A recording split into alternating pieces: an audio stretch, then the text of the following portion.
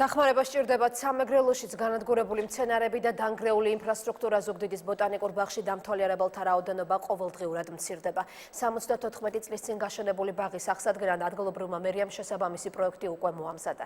სამუშაოების დასაფინანსებლად ქალაქში ინვესტორს ეძებენ.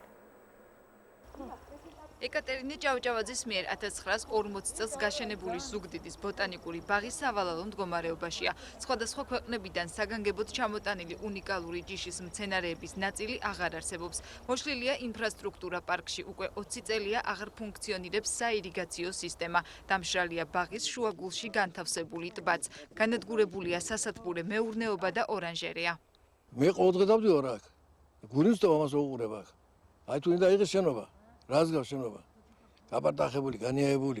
ბოტანიკურ ბაღში მცენარეთა აღწერა ბოლოს 2006 წელს ჩატარდა. გაირკვა, რომ ბაღში 4684 სხვადასხვა სახეობის მერქანიანი მცენარე და 300 ბუჩქოვანი ხეა. ბოტანიკურ ბაღში, რომელიც 26 ჰექტარზეა გაშენებული, მოუწესრიგებელი ინფრასტრუქტურის გამო დამსვენებლების ნაკლებობაა.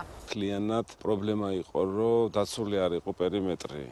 მოშლილი იყო ყობეები, რომლის აღდგენა მიმდინარეობს და თავიდან ბოლომდე გავაკეთებთ. ეხლა გამოცხადებულია ტენდერი, სადღაც 100.000 ლარამდე და ალბათ წლის ბოლომდე აღდგება ის ხელოვნური ტბა.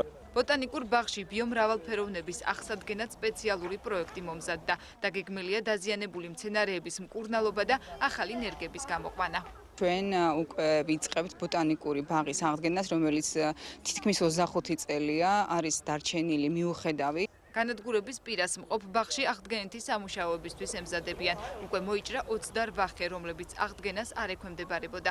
მასშტაბური პროექტის განსახორციელებლად ინვესტორების მოძიება მიმდინარეობს. პარკის რეაბილიტაცია და მისი მკურნალობა, რაც აუცილებელ კომპონენტს წარმოადგენს, დღესდღეობით ჯერ ამის საშუალება არ არის. ინტენსიურად მუშაობთ იმაზე, რომ მოვიწვიოთ ინვესტორები. ზუგდიდის ბოტანიკურ ბაღში თავდაპირველად შეიცვლება ცენტრალური კარიბჭე, რომლის გადატანის სამუშაოები უკვე მიმდინარეობს. აღდგენითი სამუშაოების დაწყება კი მომავალი წლიდან იგეგმება.